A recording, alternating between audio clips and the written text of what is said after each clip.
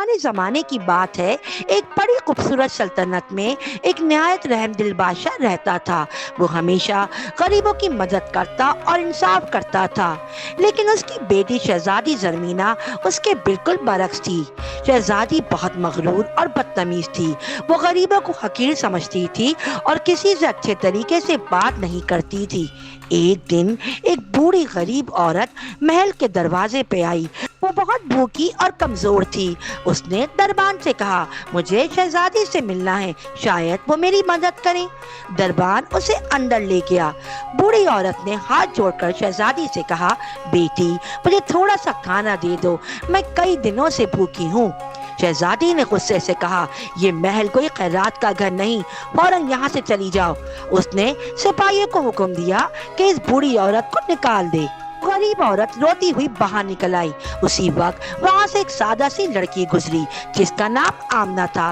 वो एक लकड़हारी की बेटी थी। उसने औरत को रोते देखा तो फौरन उसके पास गई। अम्मा, क्या हुआ, आप क्यों रो रही हैं? औरत ने सारी बात बताई।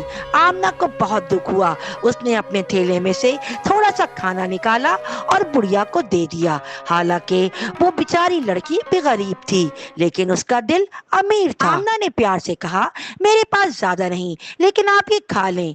बूढ़ी औरत ने दुआ दी, बेटी, तुम्हारा दिल शहजादियों से भी ज्यादा खूबसूरत हो, तुम तो असल शहजादी हो। ये सब कुछ बादशाह के एक खुफिया सिपाही ने देख लिया और जाकर बादशाह को बताया। बादशाह बहुत परेशान हुआ। उसने फैसला किया कि अब शहजादी को सबक सिखाना बहुत जरूरी है। एक दिन बादशाह ने एक मंसूबा बनाया। उसने शहजादी को आम लड़की के कपड़ों में भेज दिया और कहा, आज तुम लोगों के दरमियान जाओ और देखो दुनिया कैसी है। शहजादी जब बाहर निकली तो किसी ने उन्हें पहचाना नहीं। वो भूखी और थकी हुई एक गांव में पहुंची। वो ही आमना से मिली। आमना ने पूछा, आप ठीक हैं? आप बहुत थकी लग रही हैं। शहजादी ने पहली बार नरमी से कहा, मुझे भूख लग रही है, क्या तुम मेरी मदद कर सकती हो?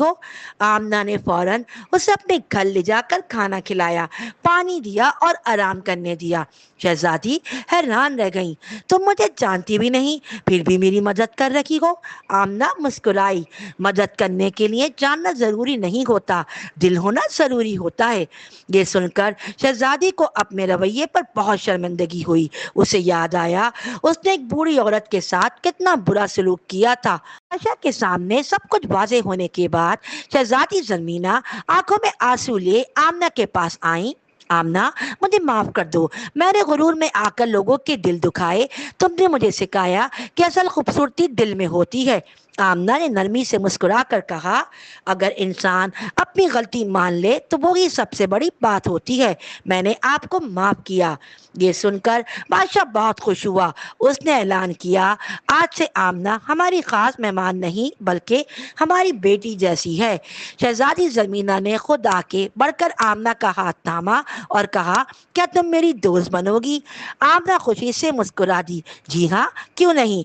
उस दिन के बाद शहजादी जमीना और आमना बहुत अच्छी दोस्त बन गए।